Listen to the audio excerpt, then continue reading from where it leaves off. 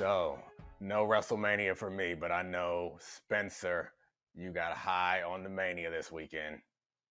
Well, oh, listen, we got a whole night to go, buddy. We got not you don't just get one, you get two, baby. Along with everyone else schedule. It's like wrestling Holy Week, the Is that entire week. is that shirt like homage, or I guess not homage, but reference to my birthday because I'm a man. I'm 40 now. That's what it is. I don't think it was intentional. A Mike Gundy T-shirt, so you could remind people that I'm a man. I'm 40. What's up, Alabaster? Hey, how's everyone doing? Good, buddy. Good.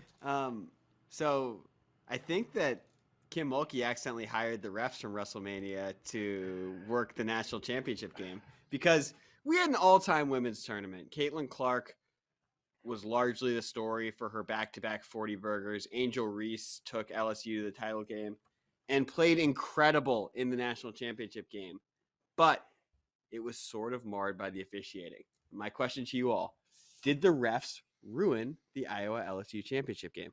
Absolutely not. So, like, the refs sucked, but the refs suck in college basketball, men's and women's, all the time. But the game was so much fun, and it didn't feel like the refs decided the outcome of the game. Like, the refs were not the reason why Jasmine Carson couldn't miss. The refs were not the reason why I think Angel Reese, who is from my hometown, Randallstown, Maryland, and for some reason left my Terps to transfer to LSU, while she was dominating in the paint. And I didn't think that the refs' calls were like completely LSU biased. They were bad on both sides. Like, they missed calls on both sides. So I don't think the refs ruined the game. It was a fun game, especially considering it was a blowout. Like, it's hard to enjoy a blowout, but that was fun. Yeah, I don't think you can ruin it when LSU's hitting mid-range jumpers with impunity. Like, if there's one thing that could have bailed us out from a tiresome discussion of how bad college basketball officiating is across the board, and it is universally bad in the men's and women's game, I should know an official's name. I should know what they look like. I should never see them. I should hear a whistle like 6 to 7 times a game, and then we should be politely and merrily on our way. LSU shooting the lights out managed to like divert us from that unfortunate fate. If they hadn't done that, then maybe I would say that they'd done it. It did suck, especially when you're taking stars like Angel Reese and Caitlin Clark off the floor because they're in foul trouble. And especially when you call, like, I'm never a manners guy when it comes to calling things, especially technical fouls in basketball. I never get a proper explanation, short of just like somebody punching a ref. You never get anything that's going to satisfy anyone, even if it's not technically against the books, because nobody wants that in the game. I am not here for etiquette to be part of the game. I'm not. Yeah. The technical foul on Caitlin Clark was, I mean, she intentionally kind of tossed the ball behind her out of the way. Like, I don't think it's crazy to give a technical for someone doing something like that. But I do agree, like, in that moment, it's a tough thing to do when the game you feel like is within reach to put it a little bit more out of reach. But Angel Reese missed both of the free throws, so it ended up not really having much of an impact on the game. But again, the calls were bad in both directions. I don't think that decided the game. I think the fact that LSU just was really good that night.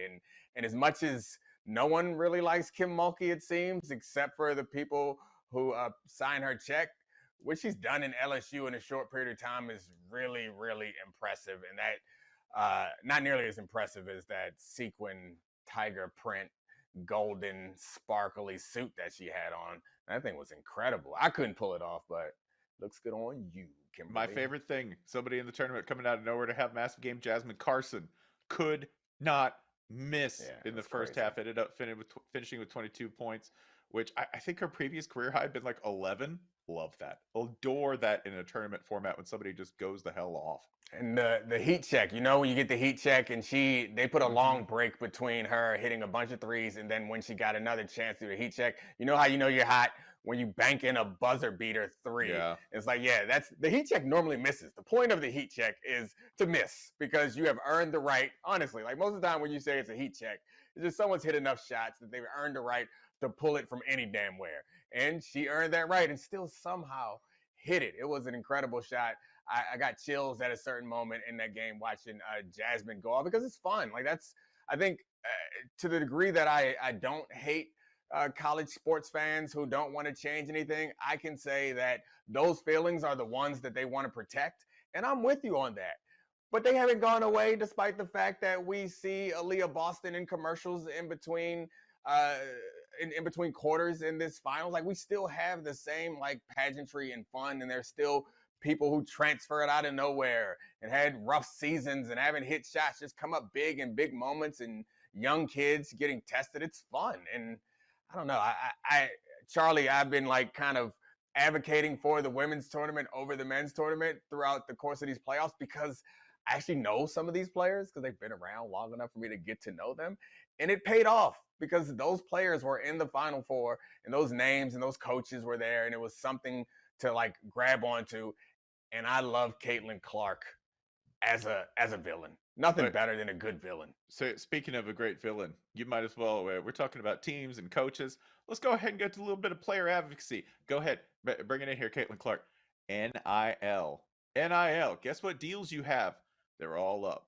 They all start tomorrow. They all renegotiate starting tomorrow. You know who needs to start throwing up some heat checks? Somebody needs to start throwing some checks towards Caitlin Clark. That's right. Because you know what? It gets cold in Iowa. Wouldn't you want to spend your winters maybe someplace else, someplace a little warmer, someplace with several lucrative endorsement deals waiting on you? That's all going to be a discussion that needs to happen at like 12:01 a.m. I hadn't even considered that. I just assumed like she feels like Iowa to me. Yeah. I won't delve into that anymore. So I hadn't considered that she might leave. But I mean, she is a free agent, and it's not like the WNBA is like a big pit of money for her to dive into. This might be her best chance to cash in, depending on how valuable she is to I mean, I was going to say to other teams, but it's also like players like her are legitimate, like advertising centerpieces in a way that she won't be, frankly, in the WNBA. Like she will not get as much attention in the WNBA as she is going to get in her senior season as a college basketball player. So yeah, she should enter the portal, do whatever it is you do, and get caked all the way up. And please don't stop being a villain. I love it. It makes basketball very fun, and it made seeing my girl Angel Reese tap the ring finger in her face even more fun. I've been watching wrestling. I'm going to no-sell Alabaster here for just a second. By the way, I've seen some of the people at University of Iowa pays to not score in the field of University of Iowa athletics. Write a check. Pay up. Oh, I'm sorry. The boosters behind NIL. Boosters behind NIL. Get it out. Get the pen. Get the good pen. Start signing. What's up, So, Al? if we wanna help her pitch to get as much of the bag as possible, she's from Des Moines, Iowa, and Iowa's win over South Carolina in the semifinal was the highest rating of any ESPN televised game since North Carolina Duke in 2008. That Caitlin Clark effect is real, and it's also, her Sweet 16 game is outrating NBA games on ESPN. She is a draw in college basketball, women's college basketball, that we have not seen in a long time. And now is the time her market on the open, her value on the open market might never be higher. Interesting. Yeah. And I mean, Steve Martin was a prop comic too. Also, by the way, respect Caitlin Clark because she does have an NIL deal that she takes no money from, and it goes towards an Iowa. It's worth an Iowa food bank. An Iowa food bank. So, see, she's already done good things. Why don't you just go ahead and give her a couple other deals? Write the check. Same goes to every LSU player. You have a good time, and then you remember how much they pay Kim Mulkey for all those shiny jackets.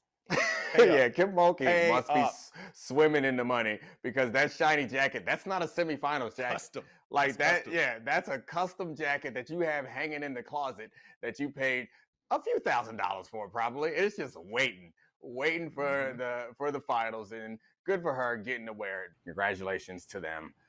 I guess we have to talk about the men's Final Four. Yeah. Do we? Well, No. only if you guys want to. I mean, the question on this, and we can rip through it, is do you give San Diego State a shot against UConn? Prediction time. Yeah, I think this will be more fun to talk about after the game actually happens, but I don't. I'm hesitant to say that no one has a shot given what we've seen in this year's tournament, but damn, UConn looked really good against a good athletic Miami team, and San Diego State struggled. I felt like they got outplayed in the game that they had against a good athletic Florida Atlantic team. So if I had to put my money on someone, I think the deeper, more talented, higher ranked team is probably the team that's going to win the tournament, which is UConn. And they're more versatile in their offensive, in their ways to attack offensively. I think that they're going to win, but it's a single elimination tournament. This year it's been reinforced more than any other year. So, yeah, I guess they got a chance. Yeah, I mean, UConn is the better team. Also, in terms of the larger conversation about UConn, is to say that this is just yet another line on the resume for UConn being like first-ranked, blue chip, all-world college basketball program. One of the few really legitimate claims to that left, right? Given everything that's changed, they've evolved as well as anyone. I think it's also very important for me to say that that's about all I have to say about UConn San Diego State. Before I just start talking about WrestleMania again. Yeah, I got it. I mean, Hawkins, It's right here. He's a Maryland guy too. Shout out. Yeah. That's all I got, Charlie. Check it. We'll talk about it after someone actually I'll wins check the it, but championship. predictions. I'll give one too. Does UConn win by more than 10? No. I'm going yes. Oh. We'll revisit this on Tuesday. All right. All right. The next one. This is someone who I really wish was in college basketball because he's of that age, but he's not. He's playing for Metz 92 in France, and that is our buddy, Victor Wembanyama, the future of the NBA. We now have a clearer picture of who's going to have the best odds for Big Vic. It's going to be the Pistons, it's going to be the Rockets, it's going to be the Spurs, it's going to be the Hornets. Which of those situations, if the lottery balls do go that way, is the most intriguing to you? All right. Can I say none of the above? I mean, I guess if you make me choose, there's a chance that he does not go to one of those teams. I'm rooting for somebody outside of that group. But if he does have to go to one of those teams, I guess we could lay it out. So the argument for San Antonio is you get to be with Pop, who, I don't know, is 100 years old. And the organization hasn't been good since Kawhi left. And this is not Tim Duncan. The times have changed. You could go down to Houston, which I guess maybe you get excited because it's Hakeem-esque, and you could pair him with Jalen Green down there, maybe. But, I mean, Jalen Green isn't, like, superstar status. Detroit, the argument for Detroit is it's a historic franchise. Like, it feels like if Boston's going to be good, I'd like Detroit to be good. Like the Lakers, Boston, Detroit, the Bulls. These are, like, teams that I think of when I think of the NBA. That'd be fun. And I guess Cade Cunningham, we'll see what he turns into when he's healthy. You could pair him up with Cade. And then you got Charlotte. So LaMelo. So I saved Charlotte for last because I think that's where if I had to pick one of these four, that's where I want him to go. One, because it'd be hilarious as soon as Jordan sells the team, they instantly find someone to build around. That's funny. And also a healthy LaMelo Ball in Victor, I think is something to build around. It's two pieces of a core that could build into something interesting. What you got, Spencer? I really like him with the Rockets for a couple of reasons. One serious, one silly. One, I just like it when the Rockets are good. All good Rocket teams are cool. Like even the Harden teams that we're going to go like 2 for 37 from 3 in the playoffs. I like it when Houston's good. So I would go ahead and say them. I think also he's good for Houston because I want a little bit of weight on him. And I really can't think of too many better cities in the United States than Houston. The combination of 4 to 5 extremely rich cuisines in one city, it's very promising for Victor's future crawl towards a good 230, 235. Yeah, that is fun. I would like to eat in Houston. That's pretty fun. But the humidity, you're sweating off all the weight immediately as soon as you get off the plane. I don't know the humidity in France. I guess France Domonique, you would be the only person to ever sweat off weight in Houston. But I mean, I guess from a basketball standpoint, to be fair, I was looking at this from a basketball perspective. None of these teams are ready to win tomorrow. All of them are going to have to do an overhaul as soon as they get Victor, but none more than Houston, because I think the pieces that they have now in Kevin Porter Jr. and Jalen Green are not guys who are looking to get the ball to Victor. They're guys who are looking to solidify themselves as top tier options. And that's a hard thing to build around. It reminds me a bit of when LeBron, was that Ricky Davis when LeBron got drafted to Cleveland, and Ricky Davis suggested, LeBron, you can fit in around here. No, Ricky Davis. No, sir, Mr. Davis. I respect your confidence. However, when Victor gets there, it's just like when LeBron gets there. We reshape all of this, and if that means you got to go, then you got to go, which it may mean that for Jalen Green and Kevin Porter Jr. So interject away. I think we need to take a look at something that we're taping this on Sunday and something that happened today. I have never seen what Victor Wembanyama did today playing for Mets 92. God. This is a 3-pointer. He is on the perimeter. He is an alien. And look where he ends up to finish this play. So That's impossible. I'm sorry that I did not lead with this. All the words that I said, forget them. Re-edit this and just play that over and over again, because that's all that matters. It's not just the fact that he follow-up dunked his own 3-point shot. It's that he's crossing over, going through the legs, step back, and pulling a 3 that looks like it could go in, and then falls it. Like, that's I spend a lot of my weekends at children's athletic events, and there's always one kid that you like, nah, he ain't like the other ones. He's doing this against adults. You're not supposed to be able to do that against adults. When you can play a 2-man inside-outside game by yourself, that's 6 on 5. That's 6 on 5 every time. There was a clip, I don't know if you saw this, where Victor detractors showed some nameless center just giving Slim Victor some body in the paints and wondering what Embiid and Giannis are going to do to Victor. But yeah, Victor's going to have to grow into that, but he's going to punish people on the other end of the floor. What was I saying? Houston, you want to grow? You want some actual growth? We can send you to Houston. One of the things is about the Houston of it all that I actually do think is somewhat interesting on a slightly more serious side is they are sort of the most popular international franchise, them and the Spurs. Spurs obviously had Manu and Tony, Boris Diaw. So they had in Tony and Boris, they had some French roots, but also Houston, Yao Ming being a part of that franchise, they were the most popular franchise in Asia. They have worldwide fans, and putting Vic there actually could be what the NBA is rooting for. I kind of think that it's like, this is the international team for us. Yeah. I mean, I know about the history of like love for the Rockets in China, but does that spread across to other places? Like, is there some Hakeem love in the African continent for the Rockets? Because the Rockets, I'd always thought of them as like, yeah, the Houston team and yes, a China team, which is not like, I know there's a lot of people in China, but it doesn't feel like international as much as it's like to a city in a big country, which matters. I guess my point is, does a big French dude resonate in China, or is it just them being good resonates in China? So if he's cool, brief diversion, I taught English in Taiwan for a year. And yes, it would resonate provided he's cool. Whatever is cool, they're going to do. Every single one of my students, when they went out to recess to play basketball, every single one of them's doing the Tim Duncan thing. Every single one of them's doing the like shuffle, hip, bump, hook. Like, I don't care about anything else on the rundown. I just want to discuss how you ended up teaching English in Taiwan and all the stories that are connected to it. So I showed up. That's it. You just enroll. There's no draft. There's no lottery. But why? How'd you hear about this? Was this like...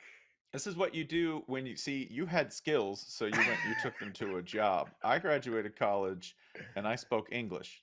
That's basically it. So I had to go take my degree and go teach English in the middle of like, a booming economy where everyone else is getting jobs. They were like, no, you got to go halfway around the world.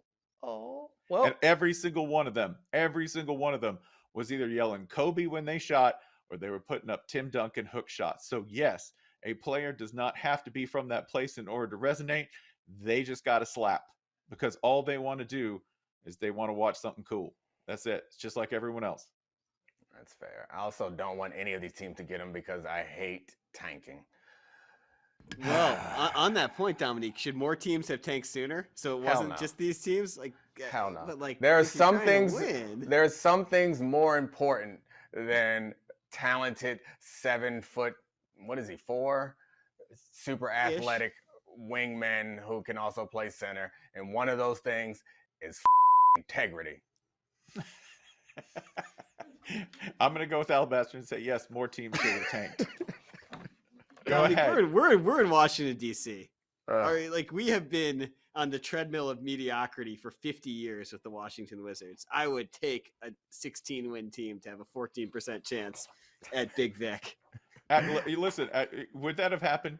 Honestly, do you think the commissioner wouldn't have stepped in If they said, yeah, with this pick, the Wizards select Wembanyama. No. Gotta freeze that envelope, Run it baby. back. Freeze that Run envelope. it back. That's right. What do they use? Balls, lottery balls now? Yep. Run by the very trustworthy institution, Ernst & Young. The NBA lottery. Hey, cool it. You're not trying to get us sued. Relax. Yeah. You know what happens when you Run question by the integrity of elections. I'm going to say that again. The very respectable Yes. Ernst & Young, who conducts the NBA lottery with the utmost integrity. Utmost. All right, guys. More NBA news. We are not going to have a lockout. We're not going to have a work stoppage. We have a new CBA. Is there any part of the NBA's new CBA that stood out to you? So first of all, that was a fake celebration to me because nothing I like more than a good old-fashioned work stoppage. Oh, love labor strife. Brings me joy. Oh, so sad to see that we're missing a chance at some good old millionaire versus billionaire beef. However, congratulations. Yeah, having a CBA in place means we will have basketball, which is actually probably not more entertaining. Regular season basketball is not more entertaining than a work stoppage, but they've done some things to try to make it more entertaining, like suggested or given the opportunity for a mid-season tournament. That's one thing that pops out that seems interesting to me, where the tournament will count towards the regular season. You can be the championship game will add an 83rd game while we're all clamoring for how there are too many games in the NBA. Two teams will play one extra game. But the tournament, in-season tournament sounds like a fun idea. They've added also a 65-game limit that you have to get above in order to get postseason accolades and all that sort of stuff, which matters to a lot of guys. And then the thing that I hate the most is angling for parity. And finding ways to suppress players' wages annoys me because you're finding ways to suppress players' wages, but also parity sucks. That's all. Parity sucks. Like, please tell me the time when you're sitting in a bar with your friends and you're talking about the history of basketball where you're like, remember that time when Jordan left and we didn't know who was going to win? It was awesome. Like, we all think about the memories of basketball as dynasties.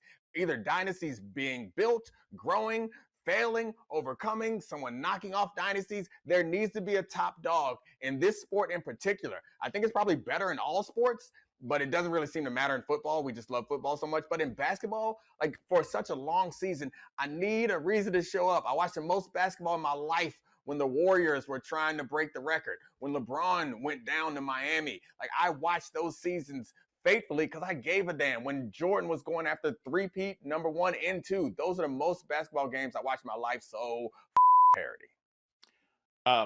I noticed this one, that players will be able to invest in both sports gambling concerns and in cannabis firms. One poses a genuine point of concern for me. Just because somebody will say, well, it doesn't mean they're going to gamble. It doesn't. No. I just don't like moving the big jug of gasoline closer to the open fire. I don't. And this just puts the two a little bit closer. Well, certainly investment does not mean that they're necessarily going to be. No, I didn't say that either. I'm just saying you're putting those two things closer together. Yeah. And though the players could be entirely separate and do this thing with utter integrity. Yeah. And it wouldn't matter. It wouldn't matter. You're still placing sports gambling that much closer to the actual product. We're basically seeing how little of a firewall you can get away with. And we will find out, because there will be an industrial accident called a scandal at one point. Like that will happen, and that will damage the central product of some league, whether it's the NBA, whether it's the NFL, which has, by the way, been quietly cozying up, or not so quietly cozying up, with two owners as investments in fantasy sports concerns. Yeah, this is just inching those two things closer together. On the upside, everybody can like weed now. Everybody can like weed in public, out loud. No pun intended. Yeah, so the getting close to gambling companies, so owners have always been able to do that. But there is a difference between owners and players. Mm-hmm. Owners do have some impact on games. And I think your point, or at least the way I see why this matters, is because the perception of impropriety is just as important as actual issues when you're talking about this type of stuff. So I'm not as concerned about it because I don't gamble on games, and I also don't have a team that could be like hurt by this. As long as it doesn't make it less entertaining for me, I could care less. I would care though if it like impacts like the livelihood of certain players. So I guess that's a reason to care. But the investment opportunity that is most interesting, that is hard to talk about because we don't have enough details, is the players will be allowed to invest in actual NBA and WNBA teams through a private equity firm that's selected by the Players Association.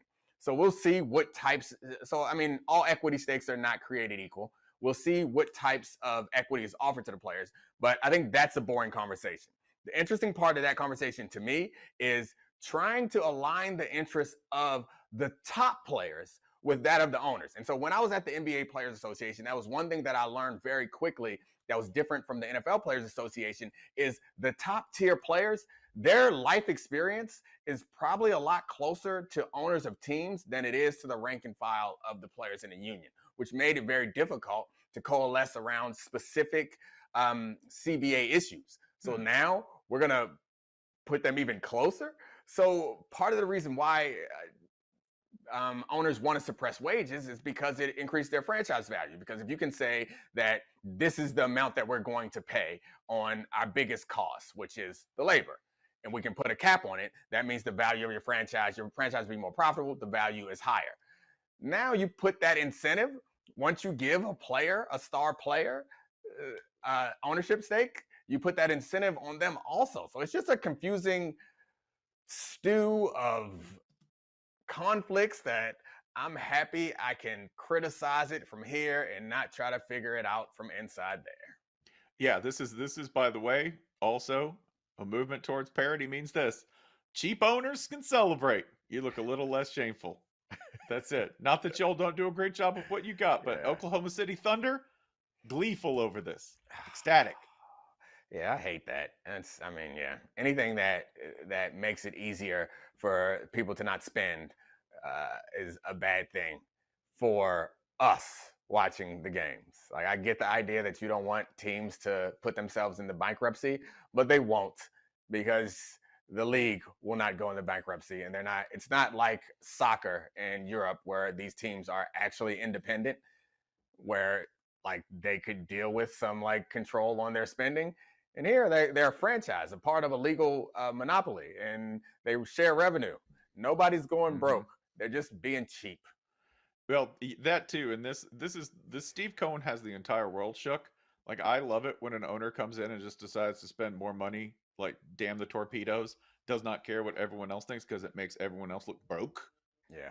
And which they are in comparison to somebody like, say, Mets owner Steve Cohen or anyone else. I adore that. So that's the part of the CBA I hate, because I'm agnostic on dynasties. Dynasties can get boring to me. They really can. Watching them fall is probably the greatest joy I have in sports, because I'm cruel like that. But at the same time, I really, really, really hate the idea of limiting someone's ability to build a monster team. Because honestly, I sometimes like watching the monster come out. I like watching the Warriors try to set the record. I do. I like to beat them down. I feel like you're arguing against my point, but at the same time arguing for it. Yeah. It's like the greatest thing in sports is watching a dynasty come down. Well, you got to let it build first. It's got to get there in the first place. Yeah, and like the idea that every year we wake up and everyone has a chance, that's the utopian view of what actually happens in America. It's not true in America, and it's not true in our sports. Stop trying to infuse socialism into the wrong part of our society. This isn't where we need socialism, guys. This is not it. Let this be a free market. Do take the moment to notice, though, by the way, take a moment to notice the teams that fail even with parity setups. The true greats, the Jets of the world, the Jets who somehow managed to, in the middle of all mediocrity, become even more mediocre than that enforced mediocrity. Well done. So I actually have this leads to a question that's actually in the NBA right now, which is net ratings are closer than they have ever been, which is an indicator that the teams are closer than they've ever been, which is an indicator that we might actually get a good first round of the NBA postseason for the first time in what feels like, I don't know, ever. Are you more or less interested in that without a dominant team right now? Because this is a stark change from what we've had over the last decade plus. Spencer? I get caught up in the first round when somebody starts flailing. So I'll be honest, like this is in terms of my attention economy as somebody who is, I would call a high casual NBA watcher, right? Not dedicated, but high casual. I feel like I watch a little bit more than your casual NBA person. And when the playoffs come around, I go to dedicated. But I go to dedicated when I see a like bar fight brewing. That's what you do. Game 2, game 3, someone's struggling. Someone looks like they're about to get upset. That's when I pay attention. And I don't think I'm outside of the norm. So does this change that dynamic for me? No. Does it give me more chances at it? Given a sort of enforced parity? Probably. So yeah, I would argue probably makes it a better first round. I just got stuck on high casual. That feels like a restaurant. Was that like a Papados? Is that like high casual? That's like a step below like a real elite restaurant, but it's like above. It's a I don't nice know, chain. Cheesecake Factory. It's like above Cheesecake Factory. It's like a real nice chain, right? Like Yeah. something sort of maybe a degree or two above a PF Chang's. If Yeah, we're I mean, talking about that, yeah, a Carrabba's. I like that, but I would say, I guess my point is you should have great teams and put fewer teams in the playoffs. Like I get your point, Alabaster. Yeah, I think you're right. The first round is more interesting this year than it's been in the past because these teams are more closely matched. But I'd rather just not have to watch a boring first round than try to make this and then like have real Titans clashing later in the playoffs, healthier and more, I don't know, prepared than to us like bend our head around watching teams like half the league makes it into the playoffs. That's just stupid. I don't think More than having half. a real interesting first round in any playoff setup is desirable. You want those games because you want the value towards the end, right? When we have the big matchups. And you want the health and all that stuff. It's just a money grab. It's crazy. 16 teams make it in a 30-team league. All right, guys, we got a couple quotes here for you. First one. It's all about the playoffs. I don't care if I win the MVP or not. I'm just focused on trying to win a championship. And your choices are Nikola Jokic, Kendrick Perkins, Joel Embiid, or Giannis. Kendrick Perkins. Well, I mean, is Perk saying this for someone else? Like, he's not in the league. I don't know. I don't know. I feel like Jokic doesn't talk very much. You got any insight on this? So I will cancel A and B. A, too obvious. B, no longer in the league. C, I feel like that's not colorful enough for a Joel Embiid quote. I'm going to go D. Young. I don't care. You find I'm just focused on trying to win the championship. Yeah. You know where you blew it is because Giannis already has one. It's not a question that people would have asked him. Yeah. It's well, we blew it. I'm sorry. We're a team. I tried to throw you under the bus. Yeah, I appreciate you not throwing me under the bus while throwing me I under know the I bus. threw you under, then I pulled you out and I dove under myself. I'm sorry. Only two wheels went over the knee. That's fine. I felt like it was Embiid, but I trusted you there. I should have known better. Yeah. Also, he cares about all that. Just take whatever that quote says and reverse it. That's how he actually feels. Of course he does. Yeah. All right, guys, we got one more. Everybody is always basing everything on winning a championship, but that's not all that matters. And your choices, your choices again. Nikola Jokic, Kendrick Perkins, Joel Embiid, or Giannis. All right, it's got to be Kendrick Perkins, right? What is Kendrick doing there as bait? Let's go ahead and take. That's let's why swallow I feel that like, we got to go ahead and bite on KP. All right. No, we should have known they were going for the joke of the obvious contradiction. Goodness. That's interesting. So what does he want? He just like playing ball. He don't care whether he wins MVP or just covering all his bases. Mm-hmm. It's just Philly people. Please don't yell at me. Please, Philly fans, please don't yell at me any more than you already do. I hope he comes out and says that it was taken out of context. Both quotes taken out of context. Who are you going to believe, me or that lying tape? What's up, Alabaster? So this begs the question. Obviously, Joel Embiid really cares about winning the MVP. No one has talked about it more than Joel Embiid. But has he sort of jumped the shark here? Because he's been like the most lovable athlete for like years. But am I alone in thinking for the last month it's been kind of a lot? Yeah, I don't think it's that he's jumped the shark. I think that he needs to move on to the next chapter of his career. He's at that point where it's like, all right, now you need to move on to the next chapter of your career. And that's going to require him to do something, like either win a championship or the MVP, because he's been in this like pre-stage for a while where it's like, he's awesome. First it was, he's not healthy. Then it was, is he going to stay healthy? Is he going to be great? Oh, can he consistently be great? Now it's kind of like, how great are you? You got to win MVP and elevate to the Giannis, or at least elevate to the Jokic level, or win an MVP and win a championship and elevate to the Giannis level. Until then, now he's been in the same season of life for too long. Like, go through puberty, please. Career puberty needs to hit. I don't know. Like, this just feels like blind luck for him, because this is a dude who you'll watch go like, he'll put down like 40, 15, and 10. He'll put down insane double-doubles and triple-doubles. And yet, he's in Philly. And at one point, you go, well, is the problem Philly, or is it you? Or is it the combination of the two? Like, or that's is it Markelle Fultz and Ben Simmons? That's the thing, is that, like, this to me doesn't sound any different than what Joel Embiid has always been.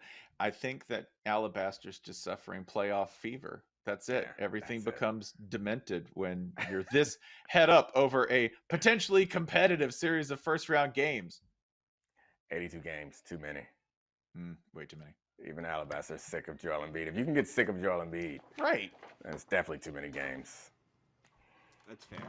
I still love you, Joel. I just, I feel like that scene in Forgetting Sarah Marshall, like, doing too much. You're doing too much. Now you're not doing anything at all. It's like, come on, guy. All right, Spencer, give us some more. So tonight, or I guess it'll be last night when people see this, what would they have seen in WrestleMania? Oh, listen, WrestleMania for night 2, the most compelling sports event of the weekend, not involving Caitlin Clark and the LSU Tigers.